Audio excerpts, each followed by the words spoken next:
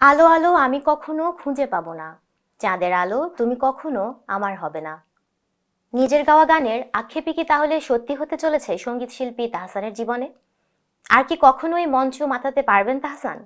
মাইক্রোফোনে গাইতে পারবেন প্রেম মাতাল বা ঈর্ষা? যদি না গাইতে পারেন তাহলে তো ধরেই নেওয়া যায় আড়াল থেকে হয়তো তাকে ঈর্ষা করছে নিয়তি। তাই তো তাহসানের কাছ থেকে কেড়ে নিচ্ছেন তার সবটুকুই। কিন্তু শেষকে যিনি স্বীকার করেন না তার তো সব দিনই নতুন দিন, সব গানই শুরুর গান। জনপ্রিয়তায় তো তিনি তুঙ্গে, এবার নিয়তিকে হারিয়ে হতে পারবেন কি অপ্রতিরোধ্য? জানবো প্রতিবেদনে। আজ রঙে রঙে রঙিন হব। সঙ্গীত শিল্পী তাহসান কি নন তিনি? একাধারে গায়ক, নায়ক, সুরকার, গীতিকার এবং শিক্ষক। সব সাফল্যই তার ঝুলিতে। সবার প্রিয় তিনি। তার কথা মুগ্ধতা ছড়ায়, তার ব্যক্তিত্ব আবেশে জড়ানো, কারণ তিনিই তাহসান।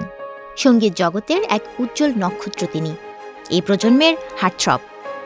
এইবার বলি তিনি কিভাবে যুক্ত হলেন সঙ্গীতের জগতে।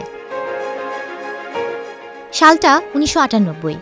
কয়েকজন যুবক মিলে গঠন করেন ব্যান্ডদল ব্ল্যাক। পরবর্তীতে তিনি ব্যান্ডদল থেকে আলাদা হয়ে নিজস্ব ধারার গানে সম্পৃক্ত হন।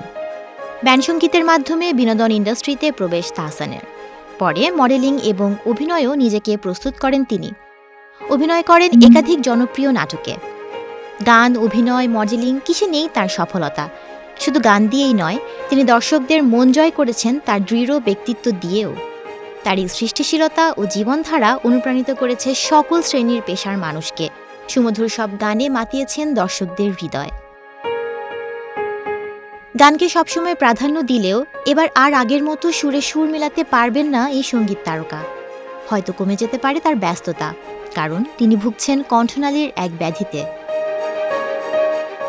তবে কি সত্যি চাঁদের আলো চিরতরে হারিয়ে যেতে শুরু করেছে তার জীবন থেকে? সম্প্রতি এক সাক্ষাৎকারে এমনটাই জানান তিনি। দীর্ঘদিন ধরেই কণ্ঠনালীর সমস্যায় ভুগছেন তাহসান। 2018 সালের দিকে প্রথম কণ্ঠে ব্যথা অনুভব করেন তিনি, যার জন্য দেশ ও দেশের বাইরে চিকিৎসাও করাতে হয় তাকে। বিভিন্ন পরীক্ষা নিরীক্ষার পর জানতে পারা যায় কণ্ঠনালীর হেটেরোটোপিয়া নামক এক জটিল রোগে আক্রান্ত তিনি। এটি হলো একটি স্নায়বিক ব্যাধি।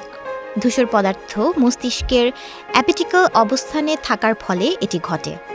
এই রোগটিকে ফোকাল কর্টিক্যাল ডিসপ্লাসিয়া হিসেবেও চিহ্নিত করা হয়।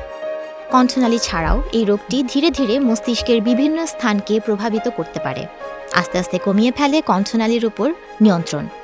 যেই কারণে এই সমস্যা প্রকট হতে থাকলে একেবারেই গাইতে পারেন না তিনি। চিকিৎসাধীন এই তারকা জানিয়েছেন অদূর ভবিষ্যতে কমে যেতে পারে কনসার্টের পরিমাণ। যদি কমে আসে লাইভে গান গাওয়ার পরিমাণও, তাহলে বুঝে নিতে হবে এই সমস্যার কারণেই আর গাইতে পারছেন না তিনি। লাইভে গান গাওয়া কমে যায়, বুঝে নেবেন যে হয়তো এই সমস্যাটা একটু প্রকট হচ্ছে। প্রবাস খবর।